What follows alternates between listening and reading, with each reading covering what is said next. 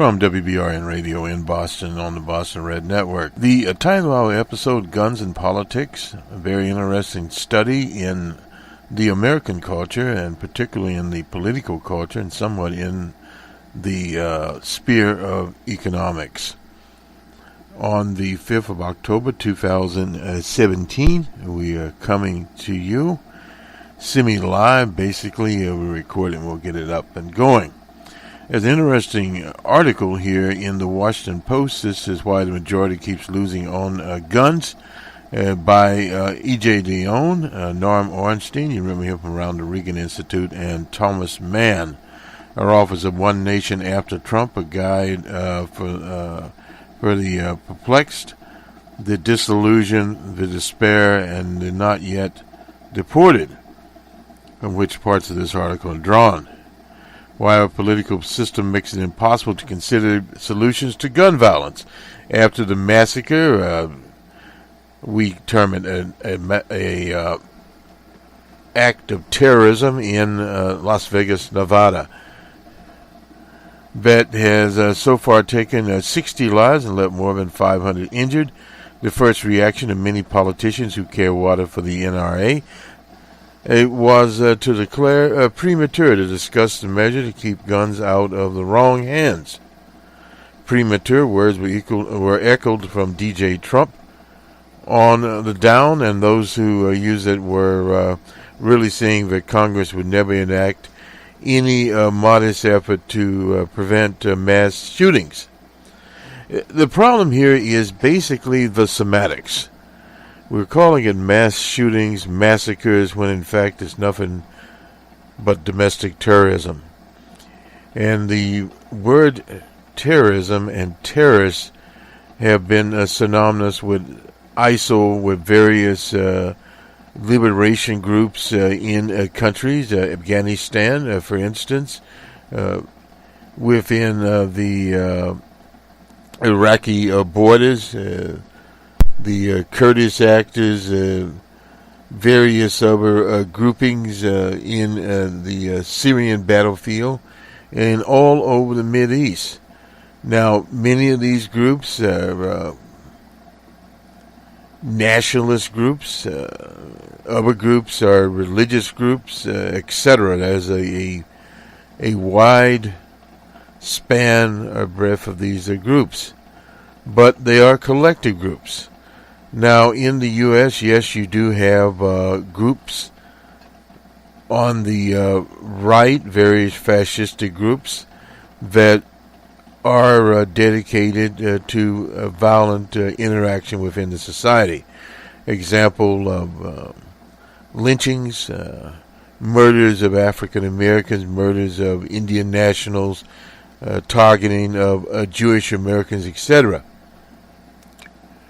But the mass shootings, where the general public, normally without regard to race, color, or creed, with exception was Root in South Carolina at the church. But they're all basically the same. They're wrapped up in what is known as the Second Amendment to the Constitution. The quartering of troops, etc., the right to bear arms. That was in the 1700s. And it's been misinterpreted and used for political purposes by the right. So thus everyone has a right to possess a gun, basically willy-nilly. In most jurisdictions you can have a long gun, in other words a rifle as we used to call it. It's much easier to buy a rifle, whether it be an AK knockoff or an AR 47. That is basically the knockoff of what we used to have as the M16. Anyway, it's semi-automatic, and if you put this little stock thing on it, it can make it automatic because it suppresses the trigger mechanism, basically speaking. There used to be a little kit that you could buy, and I assume you can still buy that you could fully automate the gun. But the Bureau of Alcohol and Tobacco people look upon that not favorably, and you could go to jail for just having the kit. But evidently this modified stock, if you slip over the old bail there, is perfectly legal. It's about $40 US. But that's not the issue. The local sheriff out there, Lombardo, was talking about this gentleman as being a Superman. Well, he had, 25, 30 guns, how many he had, but over a year. In most jurisdictions, you can buy at least 3 weapons at a time. And now if you go to the so-called gun shows, it's a little different situation. If the transaction is just simply between myself and another individual, we can buy the gun and there's no paperwork involved. Now, if you have a stall there or whatever, then there's some paperwork, but not very much paperwork. There's not any waiting period involved in those types of incidences. So he could have went on a weekend to, we'll say, for instance, he was in Nevada. He could have went to Arizona and because the gun shows, and into California, the gun shows all over the place. So driving 100 to 150 kilometers here and 150 kilometers here, or 70, 80 miles there, you could easily pick up 4 or 5 weapons without really trying. So if you do the arithmetic there, a few of those trips, and evidently he went various places, you could accumulate 20 different kinds of guns within less than a month. And I believe one reports was one gun shop he went to, he picked up 3 of them there, did the paperwork, did the waiting period, etc. And in other words, you go in on Monday, come back on Wednesday or Thursday and pick your guns up. Period. And in some states, like Arizona, for instance, there's really not a gun permit to carry. You just basically register, and in some of these states, and everyone can do it. And if not, I assume he had those kinds of credentials also. They are valid in many different states, as in the far west. Much easier in the far west to have a gun. So really, how many guns the gentleman had was not an issue. The issue was that he turned into an urban terrorist. And this problem is with the media, their use of the massacre and various other things.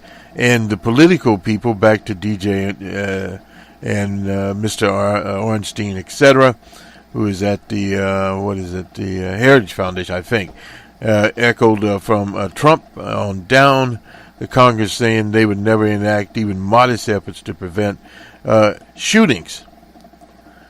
This is a damning evidence, the stronghold that the far-right lobby has on today's Republicans, who extort the law and order except when it's maintaining its confronting the NRA, National Rifle Association, who used to be basically about gun safety and shooting squirrels. And in other words, in this country, we did not have gun control before Ronald Wilson Reagan. And that was a reaction out of California when members of the Black Panther Party walked into the legislature with long guns, which you could carry openly in California. And in many other jurisdictions, you can still do that. In Texas, you can carry a long gun, an AR-47, or any other one you want to. So we are going to outbook one nation after Trump. But the U.S. is now in a non-majoritarian democracy. It sounds like a contradiction in terms, but it's because it is. Claims that our republic is democratic or undermined by a system that is vastly overrepresented, represents the interests of rural areas and small states. There's no doubt about that, but it's beyond that, and we'll get to that in just a minute here. That leaves a large share of Americans in metropolitan areas with a limited influence over national policy. Nowhere is the imbalance more dramatic or more destructive than on the issue of gun control. we at this mic would wager in many other things, also in taxes. We were originally going to have this program on taxes, but we will talk about, not taxes, the deficit. But anyway, our fellow citizens overwhelmingly reject the idea that we should do nothing and let the killing continue. Majorities in both parties favor universal background checks. They have those. This gentleman went through it, a ban on assault-type weapons. The problem with that is that virtually everyone in the country, at least at this period in time, unless they are less than, 18, 16 or whatever, already has a gun or can get one. The measure to prevent the mentally ill and those on no-fly lists from buying guns. The problem is with men on the no-fly list, but some people on no-fly lists shouldn't be on the no-fly list. So all kinds of little things going on here. These non-majoritarian nature of our institutions was brought home in 2013 after Sandy Hook slaughter. The Senate voted 54 to 46 in favor of background checks amendment, crafted by none other than Joe Meacham of West Virginia. They do a lot of hunting there, and Pat Toomey of Pennsylvania. Those 54 votes weren't enough to overcome a filibuster in which Republicans regularly abused during the Obama years. Worse sense, most large state senators voted for the Meacham-McKinney. The 54 yes votes came from legislators representing 63% of the population. Their will was thwarted by those who speak for 37%. That goes back to the gerrymandering case out of Wisconsin. All of these are interrelated things. Ending the filibuster would not solve the problem in some cases. Now, it's interesting. The right sticks with the filibuster. That's 60 votes, incidentally. And on their legislation, they go with reconciliation. It's a mighty... wait a minute, hold on. And in some cases, it might arrogate but as the Post, Phil Bump, noted, if all 50 senators from the 25 smallest states that voted for a bill and Vice President Pence cast with them, senators representing just 16% of the American overall Americans overrule those requiring 84%. This is only deepens the problem. From David Birdsell, he's at Barchet College. Political scientist has calculated that in 2040, 70% of Americans will live in 50 states and be represented by only 30 of the 100 senators. That's telling. And in the House, mischievously drawn districts vastly distort the preferences of those who cast ballots. In the 2010 census, the GOP controlled the redrawing of congressional boundaries in most states. The result, the Brennan Center, and we used their statistics last night in the case there, concluded that Republicans derive a net benefit from at least 16 seats from bias boundaries, about two-thirds of their current House majority. The Electoral College, meanwhile, is increasingly out of line with the popular vote. In raw terms, Trump had the largest popular vote deficit of any Electoral College winner, and the second time in just 5 elections that the two were at odds. Again, the failure of our institutions to amount for a movement to account. For a movement to urban areas is incorporated here. In 1960, 63% of Americans lived in metro areas, urban areas. By 2010, 84%. So if my arithmetic is correct, that's 26% live elsewhere. Constitutionally represented in the Senate is difficult to change. This week, the Supreme Court heard a case, and this is we had last night, which it could or should rule to make gerrymandering much harder. A renewed Voting Rights Act, and remember the Voting Rights Act is not there, to restore access to the ballot. The popular vote interstate compact is trying to move us towards popular elections for presidents. Our campaign finance system, well, with Citizens United, you can basically forget it. Our paralysis on guns reflect a looming legitimacy crisis in our system in the short run, and advocates of the same gun laws that should keep up the pressure, particularly in the election showdowns involving candidates who resist any step to make our country safer. And in the long run, we need reform to make majority rule a reality. Well, there's no doubt about that. But first of all, the mass media needs to change the terms that they address this, moving from massacre to urban terrorists. And if they use that word enough, people will understand. It's sort of like the Republicans running around and talking about Islamic terrorists. Well, these are American terrorists born and raised. Let me just quickly turn here to Jimmy Carter. What I learned from the North Korean leaders. He's writing here in the Washington Post. He's the 39th President of the United States. As the world knows, we face the strong possibility of another Korean War with potentially devastating consequences to the Korean Peninsula, Japan, and outlying territories in the Pacific, and perhaps the mainland of the U.S. This is the most serious existing threat to world peace. It is imperative that Washington and Panmunjom, I always have a problem saying that sometimes, and find some way to ease the escalating tensions and reach a lasting peace agreement. Over more than 20 years, I spent many hours in discussions with top leaders in the North and private citizens during visits to Panmunjom.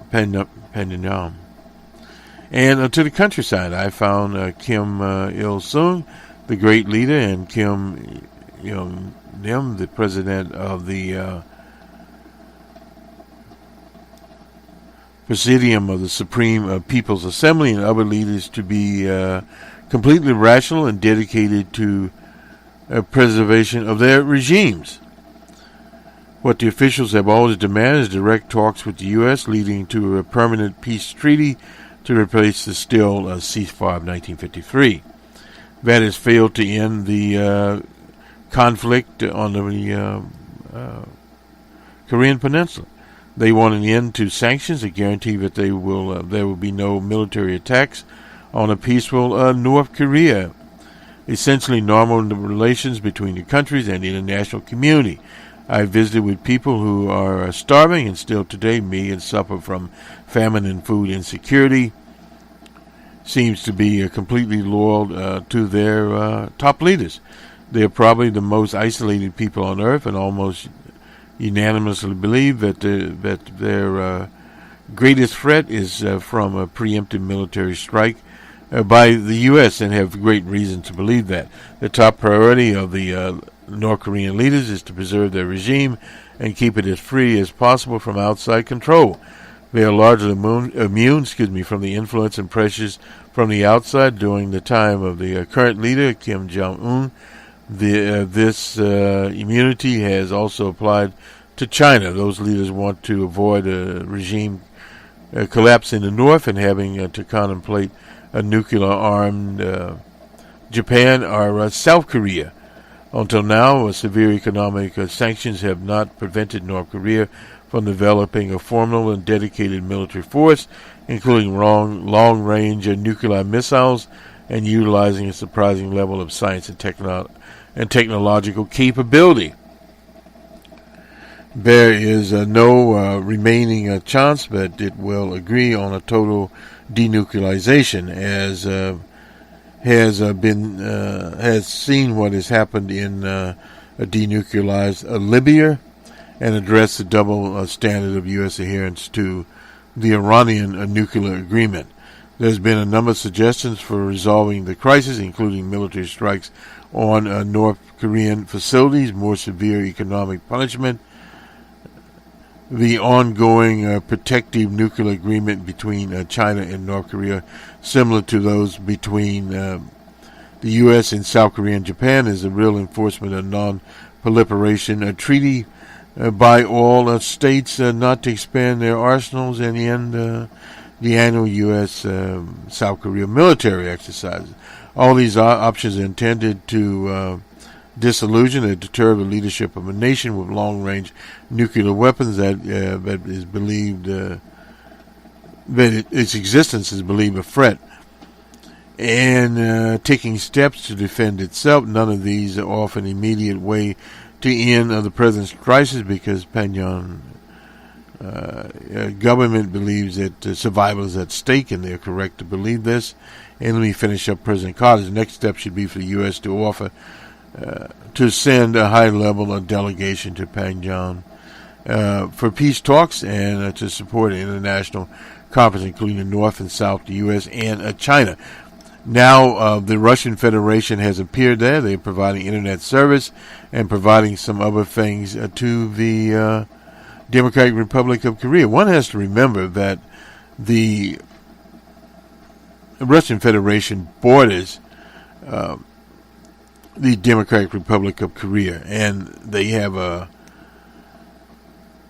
big stake in this. Now, they could actually reduce some things by updating their mutual military agreements with the Russian Federation and with China, is similar to NATO. If the U.S. would strike Democratic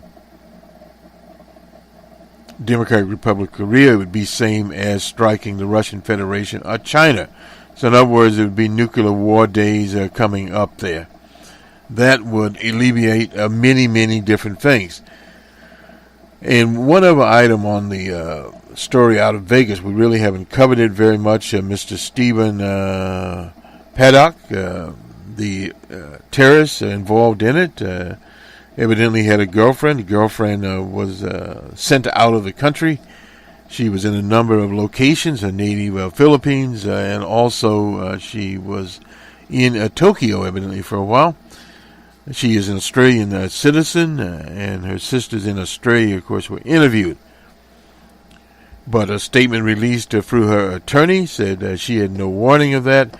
She knew nothing about it, period. So whatever he was carrying out, he carried it out, and that was the end of that story there. But many of these stories end about the same. Down in Orlando, the gentleman there, of course, he died, and his wife was charged as an accessory, and that is what they're trying to do here. We've heard, but it's a little bit harder because she was out of the country, period. And this fellow evidently went away for days anyway by himself. So whatever he was doing, he just kept it to himself. He was not on social media. He moved around freely. He did mostly video poker, which is interesting because you don't have the human interaction there. And he bought $10,000 chips. That was the reason the $600+ room there at the hotel in Vegas was free. Because he was, as they say, a loyal gambler. But this gentleman frequented a lot of different casinos, no doubt about that. Now, the mass media covers this story because if it bleeds, it leads. Well, it's already bled. Let me just update something on Nevada law here so people will understand what is going on in Nevada. And, here we are. In the state of Nevada, people have until Sunday to file a workman comp claim. They've got to get it to their employer by Sunday, and so in other words, if they worked at the Mandalay Bay Hotel, they are eligible to file a workman comp claim. Worked at the festival as first responders, etc. Nevada law says that you only have 1 week to let the employer know that you were injured either physically or emotionally, and all of them were injured emotionally, and that's according to Jason Mills, a lawmaker, wants to make such people who suffered a sudden extreme trauma at work could file claims. If they are unable to work or need external medical or psychiatric care. The legislation amended the rule to include stress claims for these types of situations. Mills said, typically robberies, bad car crashes, assaults, and batteries while you're working, and then, of course, tragedies in scenarios where you have shooting victims, and that happens more and more. Just because you filed a notice of a claim doesn't mean you have to actually file one. But if you are hurt, don't file the notice within 7 days. Your employer and the insurance companies can use that to try to deny your claim. In this case, they would not do that. The notice of claim form is called C1, is available at the Workman Comp page, and we will attach that here to our page. The website and of the State Division of Industrial Relations. Mills said that any regular employee would qualify, but only certain temporary festival workers would be eligible to file. If you were employed for more than 20 days, or if you earned more than an aggregate amount of $500, then you're not a casual employee, and you can certainly bring a claim, he said. People have 90 days until December 29th to file an actual workers' claim. This is kind of an interesting lore here. Regular employees would qualify, but certain temporary types. And what happens in a place like Vegas, you have workers that work various events of this nature, so they would require under the $500 situation there, and employed more than 20 days. They have a lot of different concerts there, so there's a lot of people eligible there, and how they would treat the first responders that happen to be part of the audience. I guess that includes security people, etc. You would see that out there. So we'll look there for that. Let me just see if we have. We don't want to cover this at this stage. We'll do on. We're running down on time here. I want to get to baseball. We'll just go to baseball now because we're running. ESPN. The National League wildcard game was last night. The Rockies of Denver versus the Diamondbacks of Arizona. They've both been around 20-something years, or nearly 20 years, one 25 years, and then one came in 1998, and the other, they call it 25 years. Anyway, the D-backs top the Rockies, is the deal here.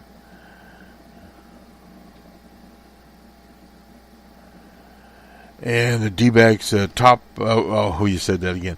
And so the Rockies, the score was 8-11, and Archie Manning's roller coaster there. Mr. Manning was a reliever, and he also had a triple, and he was, as they say, the salt of the earth in that particular game there, Mr. Archie Manning Jr.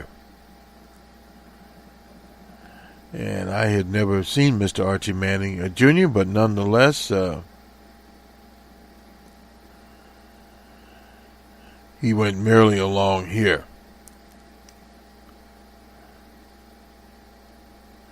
Paul Goldsmith is the VIP who electrified the crowd. He had the free run homer. There was a lot of heroics in this crowd. The the Rockies continued to come back. They were behind, I believe, 4-0 at one time. I don't have the line score here, but that's an interesting situation. They will now go to Los Angeles to face the L.A. Dodgers. And now to the division series, where the 104-win Dodgers are waiting, and Mr. Kershaw is waiting also. It'll be an interesting series there. Will the Dodgers play better than they have been playing of late? We assume they will. And the bearded man, Archie Bradley Jr. here at Chase Field there in Phoenix, Arizona. So we'll see. I mean, how all of this comes out, and with these various people. So let's just go over here and get the schedule for the. And yeah. Okay, these are the matchups. We've already been on the 5th. That is tomorrow. We have the American League wild card games here. Interesting matchups here now. We'll have Boston at the Red Sox will be in Houston. And these are the American League matchups. That will be the earlier game at around 4 o'clock Eastern Time. And then we have the Yankees at Cleveland at 7:30. And so Sonny Gray and Trevor Bauer there. And let's see.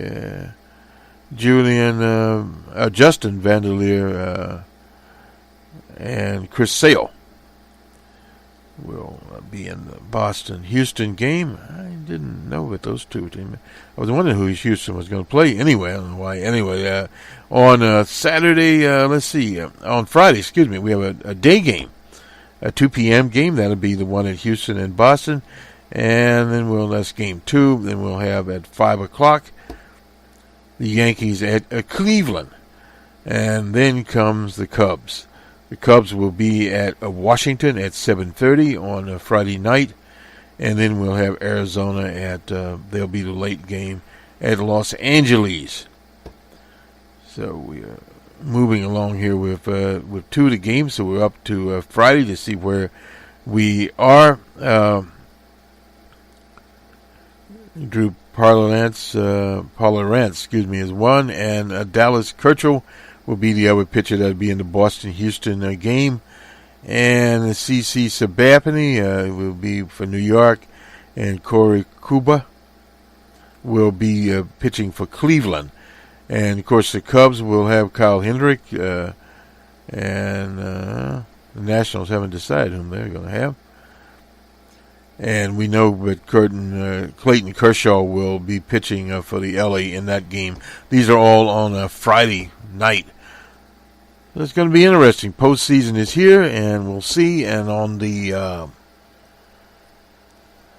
Friday Jobber, we'll look at the odds. We don't have time here to look at the odds, but we will bring up the odds and see where we will be going there with as far as the odds are concerned.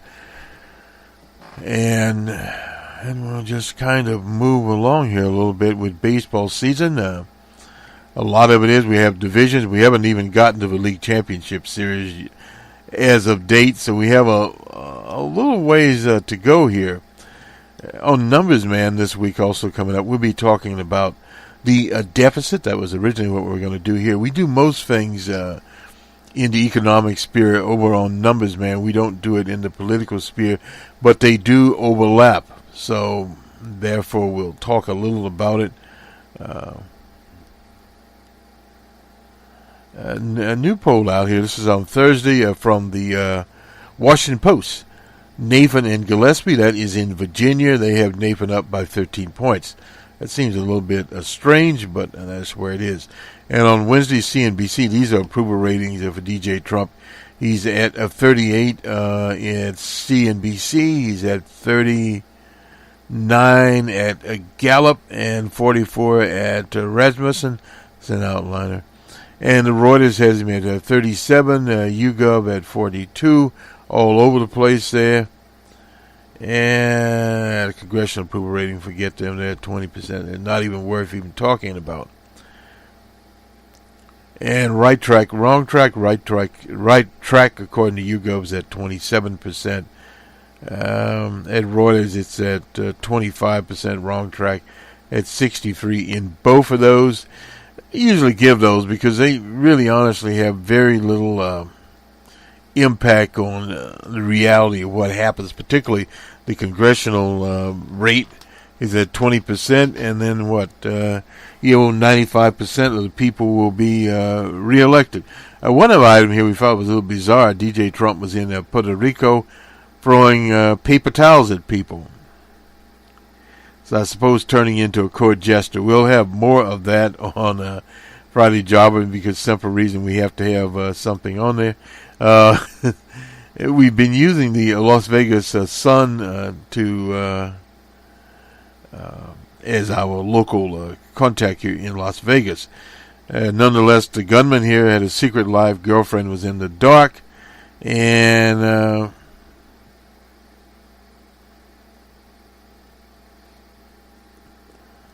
we don't know. From the sheriff, put a timeline out there, and supposedly the man had an escape.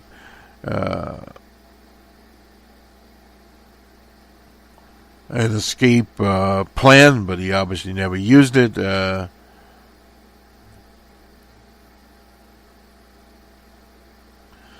Anyway, so Vegas is you got the Vegas Strong campaign going, and they are going, but this still is not a concerted effort to address domestic terrorism.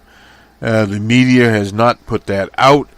A good place to start would be with the AP, because the AT's style book is very influential as far as the semantics. So it behooves progressive broadcasters, of one we count ourselves, to use the word domestic terrorist or terrorists to understand where things were and where we are confronting these operators within the U.S. Because the word terrorist in the American way of thinking for the last at least 25 years has an impact on people. So if Mr. Paddock is a domestic terrorist instead of some mass murderer, would put it there. But part of the problem is there's not a reason. But it really doesn't have to be a reason. His reason was terror.